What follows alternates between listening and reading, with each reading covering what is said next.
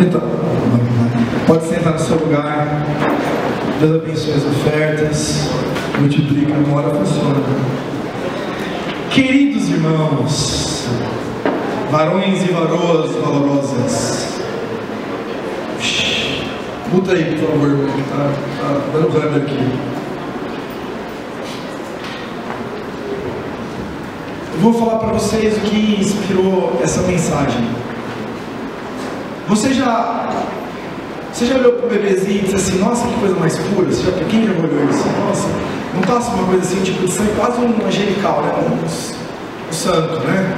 Quando nós vamos estudar a história da arte, depois do iluminismo, os seres angelicais têm cara de criança, assim, aí surge aqueles anjinhos que nós conhecemos hoje, porque essa beleza, essa singeleza que tem na criança, às vezes nos traz a impressão de que as crianças são santas, elas não têm erros, elas têm que ter um coração muito perfeito, né?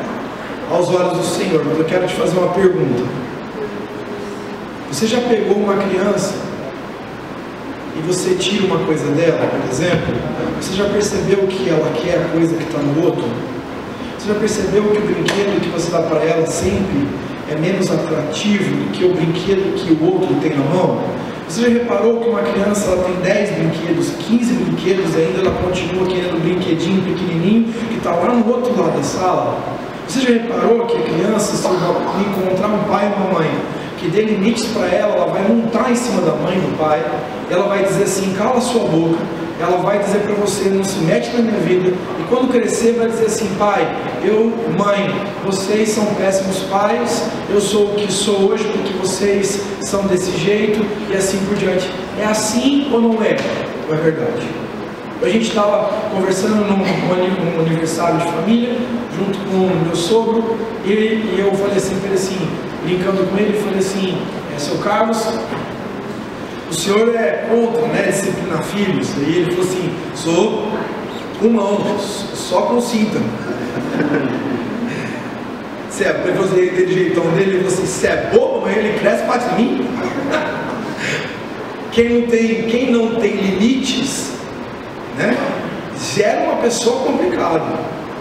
Irmão, estava vendo, e uma coisa é verdade, assim, em casa, minha mãe, o chinelo da minha mãe tinha GPS, assim, ó. Eu virava a esquina e ele virava atrás, ó, legal.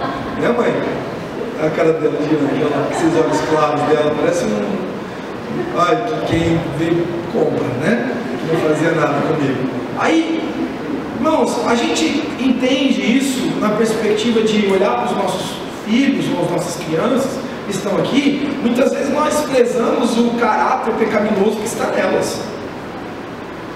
Faça a vontade dele, dos seus filhos, crianças, que você vai ver o que eles vão virar. Não diga não para ele. E quando ele fizer birra, dê o que ele quer. Porque, aliás, você não quer ficar cansado falando para ele: não faça birra, não é assim, vou te ensinar. Eu quero dizer uma coisa para você, tentando ver com a mensagem: mais educado a trabalho. Bater e repreender, não. Tem pessoas que, isso é o nosso, nós temos que tomar muito cuidado como pais.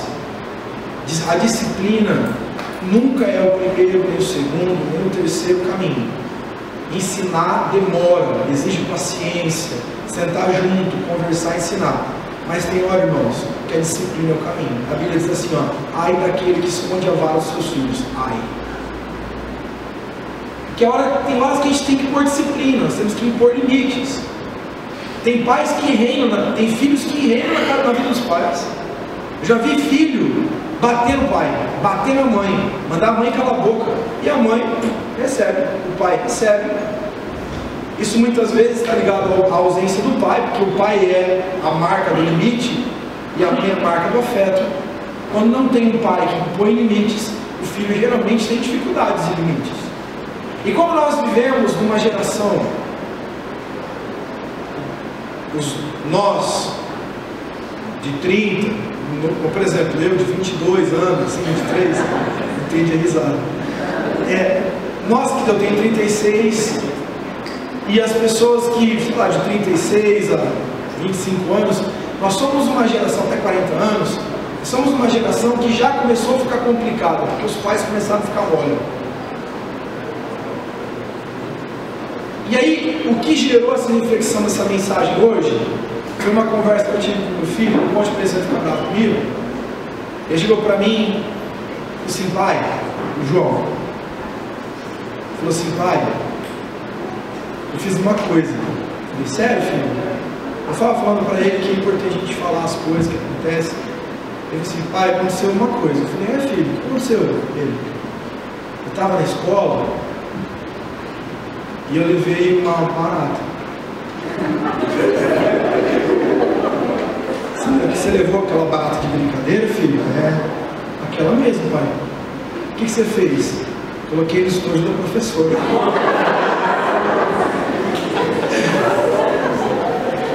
Eu assim, né, tipo, por dentro eu podia dar risada, mas eu não podia lá por fora, né? Aí eu falei assim, filho, mas por que você fez isso? Não, pai, porque eu acho que ia ser engraçado. Aí eu falei, aí o que aconteceu, filho? Ela abriu coisa, deu um grito e saiu do banheiro. Eu falei, e aí, filho, o que você fez? Eu fiquei esperando. E ela ficou até o recreio lá no banheiro. E depois ela perguntou, cadê a barata? Eu disse, matei. Ela não sabe o que você fez. Só eu e o Vicenzo. E você agora. O Daniel, mais que depressa, ouviu o seu morrendo da tua mãe. E aí eu falei assim, gente, como todos nós somos levados. E eu falei assim, filho, não pode fazer isso. Ele falou assim, pai, eu falei, fala, filho, você nunca fez bagunça na sua escola? Eu falei, não. Tipo, fiz, filho, então conta pra mim o que você fez. E eu fiquei assim, Jesus, eu conto, não conto. Quase que eu liguei para Rafaela, psicóloga, me ajuda. E a gente, olhando para ele assim, né, nesse momento, eu falei assim, cara, como nós precisamos de Jesus. Como a nossa tendência natural é sacanear os outros, cometer delitos, cometer irregularidades, desrespeitar autoridades.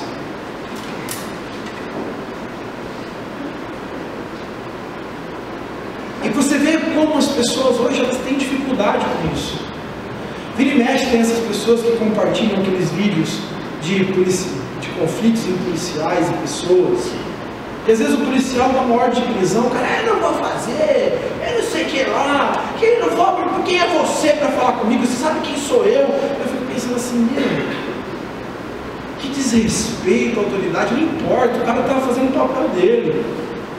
É só pegar, tá? Deixar o cara bater geral, você não fez nada de errado, pegar suas coisas e ir embora.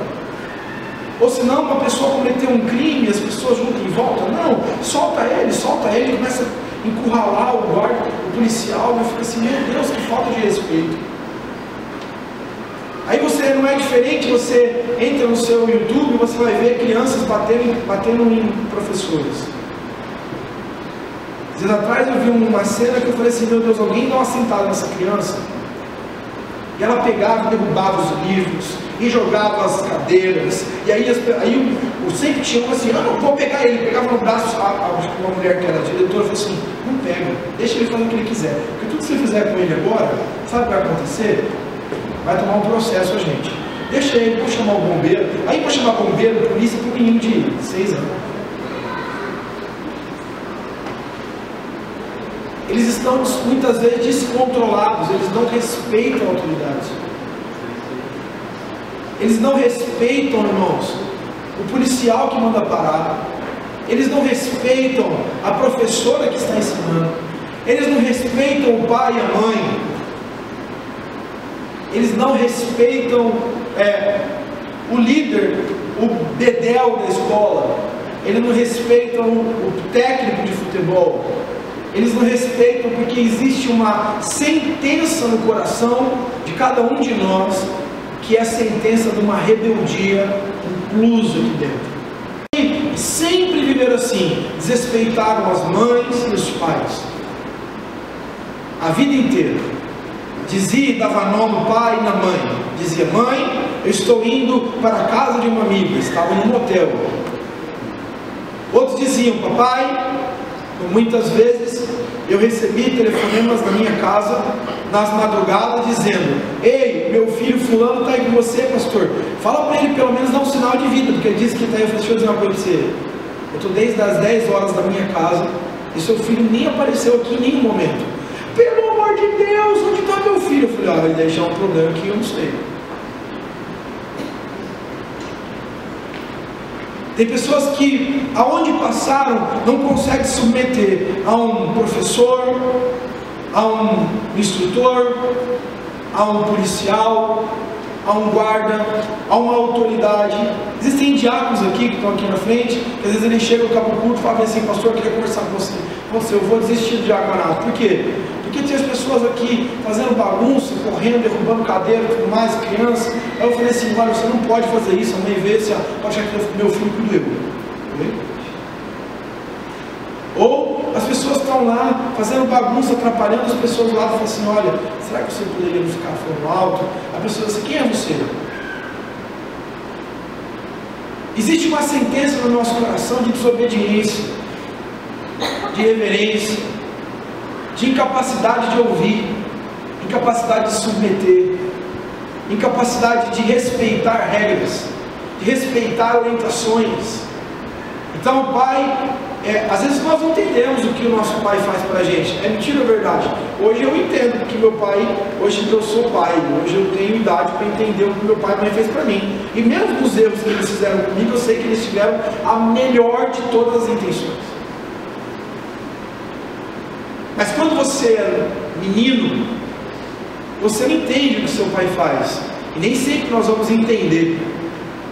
Eu não sei com quem eu estava conversando, falando sobre a Europa. Eu não sei quem que falou: irmãos, você chega na Europa, principalmente nos países mais desenvolvidos, você para do lado da faixa de pedestre, todos param.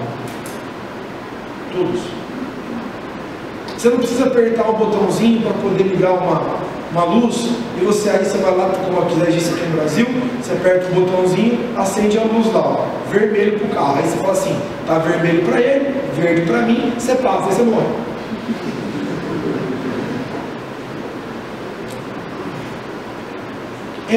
Porque nós somos um povo brasileiro que foi constituído sem muita regra, sem capacidade de submeter a moldes, modelos, métodos. Então, assim, é assim que faz. Não, eu quero fazer do outro jeito. Nós vamos fazer tal coisa. Não, eu quero fazer do outro jeito. Mas como nós falamos disso agora para dar oferta. Assim, quando a pessoa se converte, tem que batizar, mas eu acho que não precisa.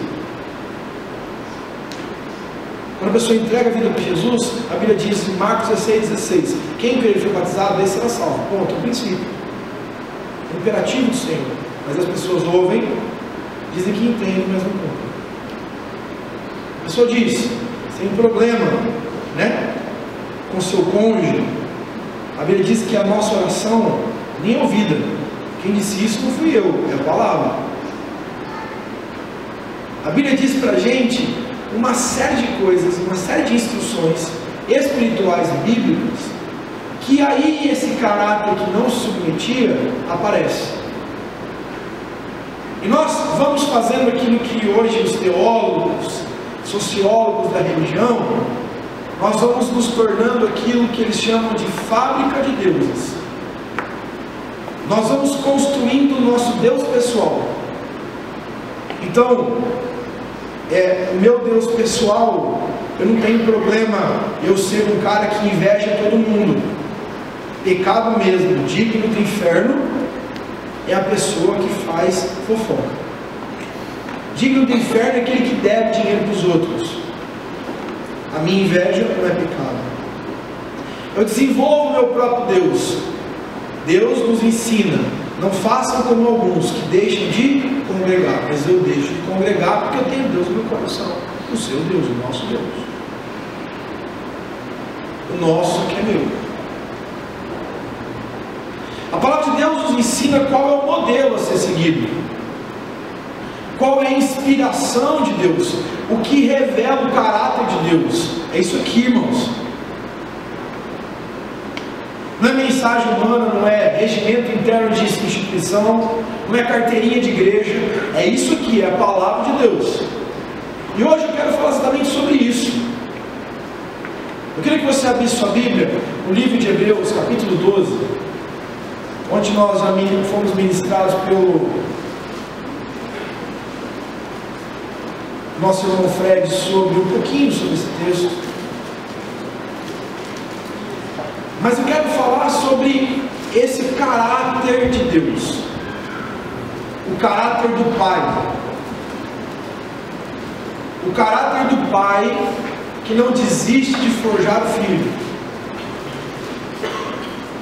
Hebreus capítulo 12, verso 5,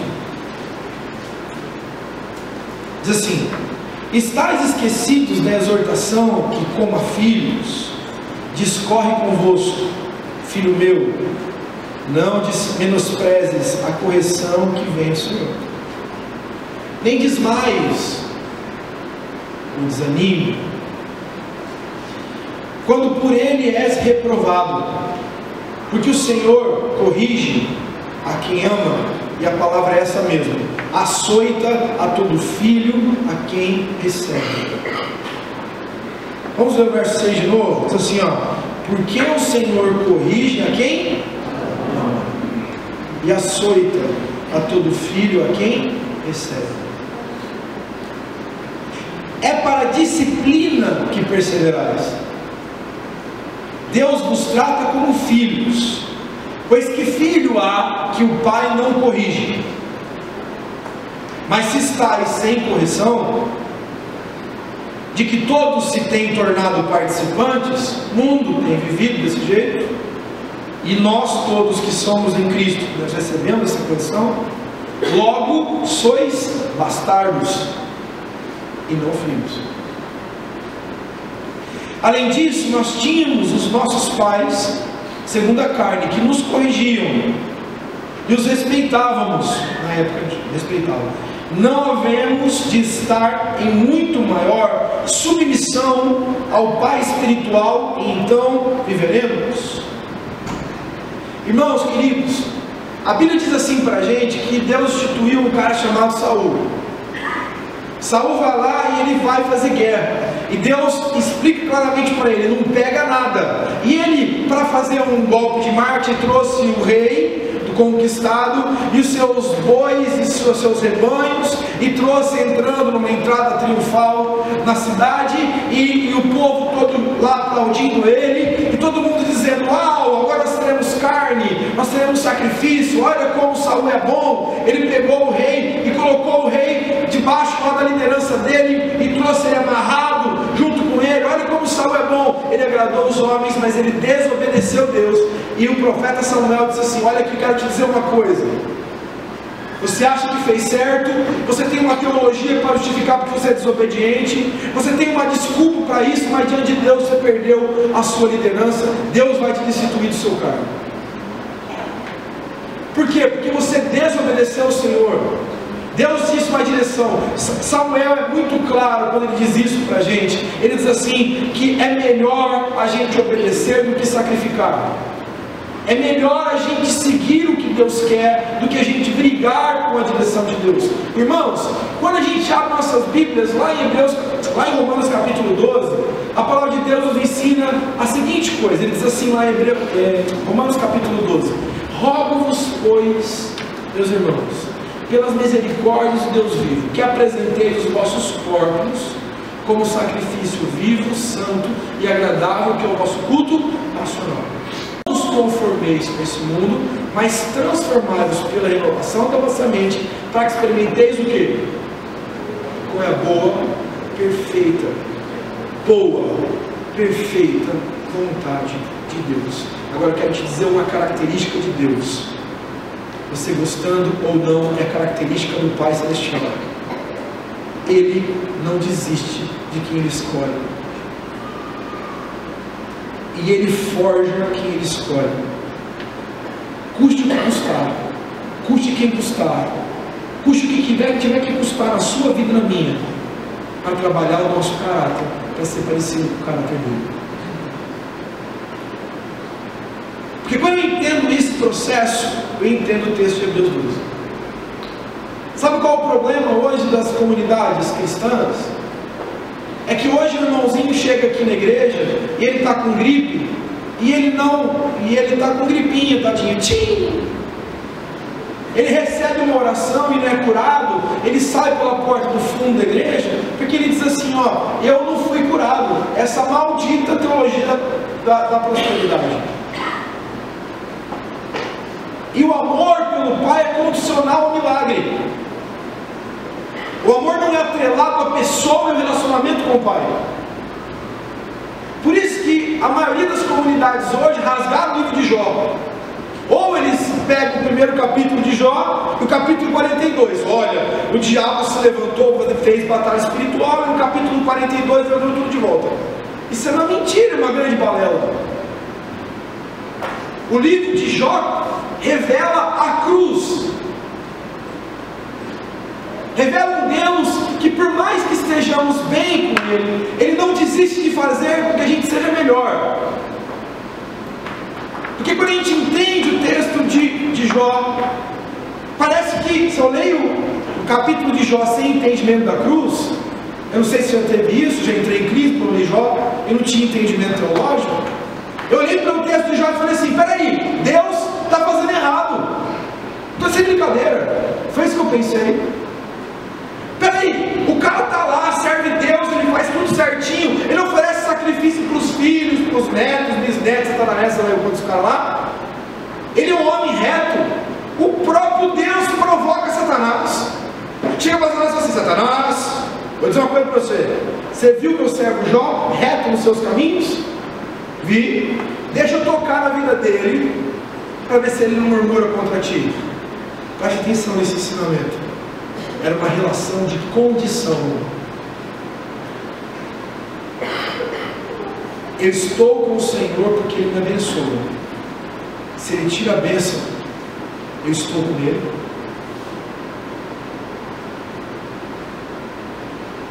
Quando você abre sua Bíblia, depois você lê na sua casa, em Jó 19, Jó chega, ele diz, eu sou os olhos do céu, eu sou as pernas do coxo, eu sou luz para as trevas. Eu chego nas praças e os idosos se levantam para que eu sente. Uau, uau, uau, como ele é o bom. Naquela expressão de Jó, capítulo 19, nós compreendemos o porquê Deus fez isso. E só no capítulo 42 é que nós compreendemos de verdade o que Ele fez. No capítulo 42, no verso 1, Jó abre assim: Senhor, bem sei que tudo podes, e nenhum dos seus propósitos. Diga comigo, propósitos. Guarda o propósito aí. Podem ser frustrados.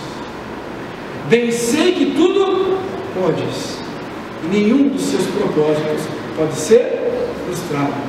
Para o texto de Jó 42:1 e abre sua Bíblia lá em Romanos capítulo 8, verso 27. E lá está escrito o quê? Todas as coisas cooperam para o bem daqueles que amam a Deus segundo o seu propósito. Por que Deus tira? Porque Deus quer pôr. Quem? Jesus em nós. Por que Deus sacode? Ele sacode porque Ele quer Cristo em nós. A continuação do versículo é: porque aquele que de antemão vos escolheu e vos predestinou para ser conforme a imagem do seu Filho Jesus, para que Cristo seja o primogênito entre muitos irmãos, o propósito eterno de uma grande família. Então Jesus chamou Johnny lá, Jéssica. Ele diz assim: ó, apontei o dedo para você, João 15,16. Não foste vós que me escolheste, mas eu me escolhi a vós, para que vades e deis fruto. Que fruto que é, irmão? Gente, multidão da oferta? Não! Qual é o fruto, irmãos? Gálatas capítulo 5. O fruto do Espírito, Cristo em nós. Porque tem muita gente que faz tudo. Vem para o culto, chega mais cedo, dá dízimo, oferta, levanta a mão, tem um crentez com uma beleza, mas não tem Ele. Quando nós entendemos isso, que Jó, no capítulo 42, ele diz: olha, eu entendi agora. Eu entendi, Senhor, que o Senhor pode todas as coisas. Não dá para brigar contigo. Não dá. Não dá para eu sair da vontade. Não dá para brincar de rebeldinho. Não dá para ficar de bico com Deus quando Deus não faz meus caprichos. Porque Deus é Pai e Deus não fica mimando filhos mimados. Ele diz, no capítulo 42, verso 6, ele diz assim, ó: por isso me prostro com o rosto em terra, me abomino e me prostro. A gente entendeu o propósito. Aquele que disse no capítulo 19, verso 14, capítulo 14, que era o cara, que eu sou a luz, eu sou o olho do cego, eu sou o cara, eu sou rico, eu dou dinheiro para os pobres, eu ajudo as pessoas, eu sacrifico coisas para Deus, eu cumpro os princípios religiosos. Aí a Bíblia diz assim, ó, peraí, agora eu entendi o seu propósito, Senhor. Ele diz no verso 6, por isso eu me abomino e me prostro com o rosto em terra. Porque antes eu te conhecia, eu ouvi falar, agora eu conheço, depois do teu propósito em mim, de contigo andar.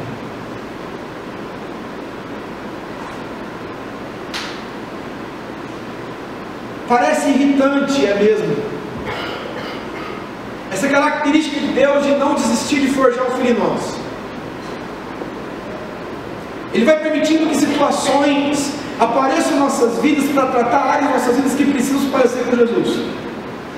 Em todas as áreas. Você quer ver uma coisa interessante? A igreja, quando a gente entende a perspectiva da timeline da história, o crescimento da igreja evangélica no Brasil, nós vemos uma recessão, nós vemos um mundo cheio de dificuldades, um Brasil cheio de dificuldades financeiras, onde existiam os grandes endividamentos, pessoas quebradas, muitas pessoas abaixo da linha da miséria. De repente há uma conversão em massa, o crescimento do Evangelho. Depois que houve o crescimento do Evangelho, houve a prostituição teológica, e aí a recessão volta. Às vezes nós podemos estar achando que o problema é o PSDB, PT, PTB, mas é porque talvez a igreja de Deus está preparando caminhos para trabalhar o coração da igreja, o coração dos seus filhos. A Bíblia bem clara, ele diz, capítulo 12, é para a disciplina que vocês perseveram. Verso 6, porque o Senhor corrige a quem ama e açoita todo filho a quem recebe. Irmãos, hoje você pode ter vindo aqui, e eu fiz de propósito o tema da mensagem, buscando felicidade, porque esse era o tema da mensagem, e é o tema da mensagem. Eu quero ser feliz, eu quero sorrir de verdade.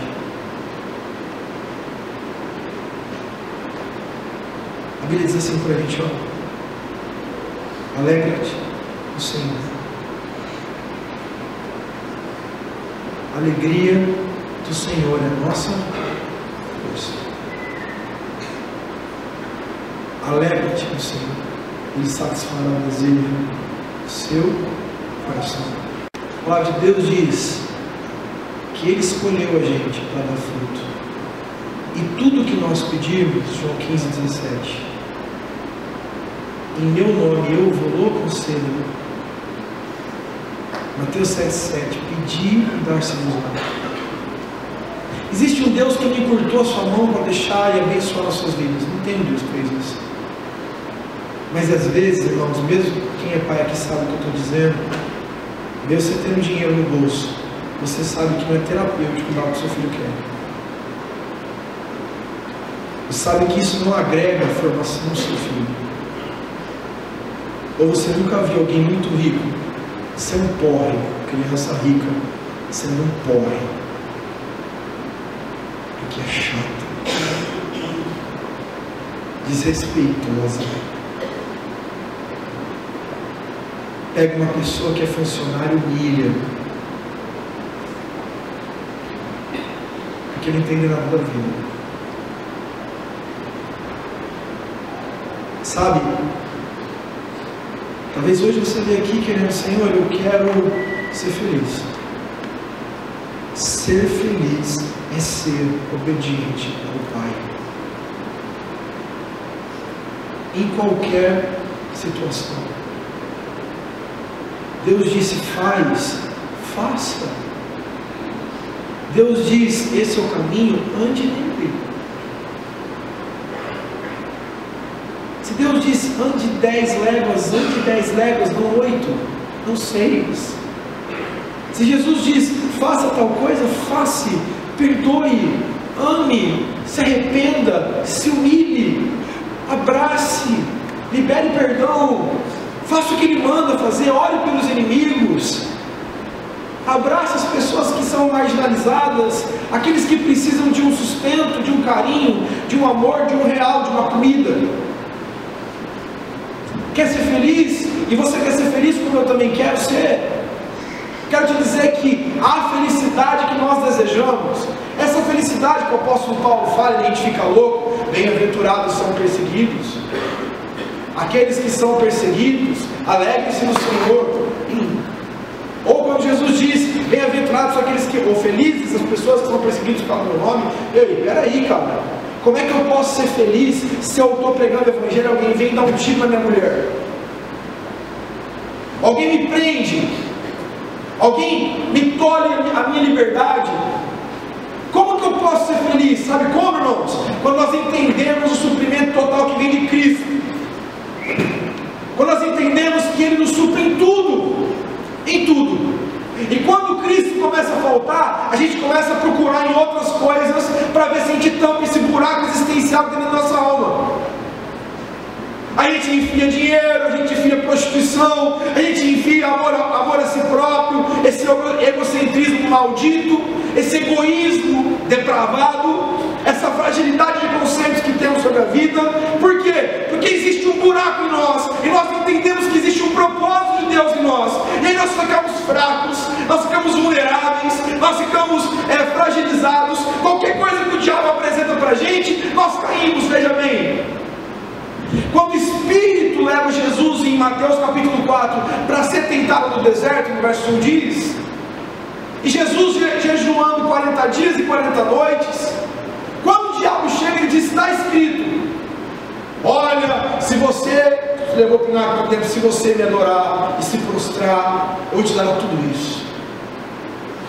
Você não é o Filho de Deus? É para transformar a pedra em pão. Mas você não é o filhinho de Deus? Ele falou assim, está escrito, nem só de pão vive o homem, mas de toda palavra que sai da boca de Deus. Se você me adorar, está escrito, só o Senhor Deus adorará, só Ele prestará culto.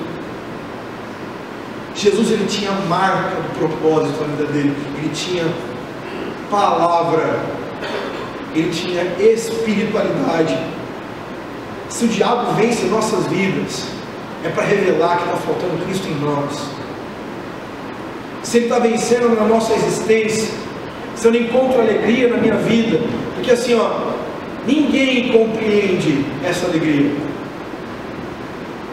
Ninguém compreende biblicamente, nem filosoficamente, nem psicologicamente, uma alegria como do apóstolo Paulo dizendo: aprendi a viver contente em qualquer situação. Explica isso aí. Entenda isso. Porque uma pessoa que se despiu, como a Bíblia diz lá em Filipenses capítulo 2, o apóstolo Paulo diz: tendes em vós o mesmo sentimento que teve em Cristo Jesus, que mesmo sendo Deus, não usurpou ser Deus, antes esvaziou-se a si mesmo, e tomou forma de servo, e o Pai o glorificou. Quando o Senhor passear no nosso meio, a começar de mim, encontrar homens sem egos, encontrar homens sem vaidades, encontrar homens que se esvaziaram de si próprios, mulheres que se esvaziaram e teve o mesmo sentimento de servo, não de ser servido. O Senhor virá sobre a nossa comunidade como nunca veio na nossa história, e nos fará homens e mulheres diferentes. Aí nós veremos Mateus capítulo 5, verso 13, que diz: vós sois o sal e a luz do mundo, a nossa luz vai brilhar. Onde nós andarmos, a luz vai brilhar, porque a luz não vai ser nossa, a luz é do Senhor Jesus. Vamos ficar em pé, queridos. A alegria da vida de um cristão está em Cristo. Quando nós estudamos a Bíblia, ou nós estudamos a história da igreja no primeiro século, eu desafio os irmãos a pegar um bom livro sobre a história da igreja, a Era dos Mártires.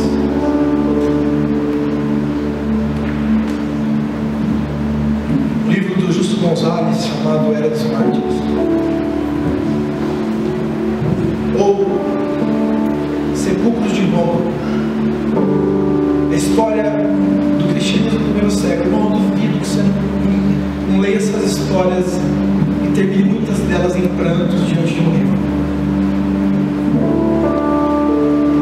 Os caras, irmãos, tinham medo de morrer por Jesus. Tem uma história que o senhor de 95 anos de idade foi levado por os inquisitores dele, levaram ele diante de uma fogueira, porque ele tinha 95 anos de idade e não queriam matá-lo.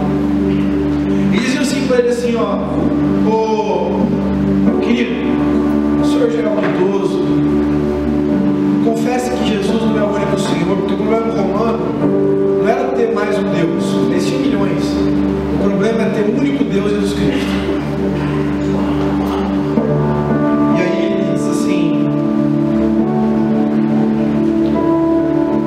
Servi o meu Deus por 95 anos e Ele nunca me fez um mal.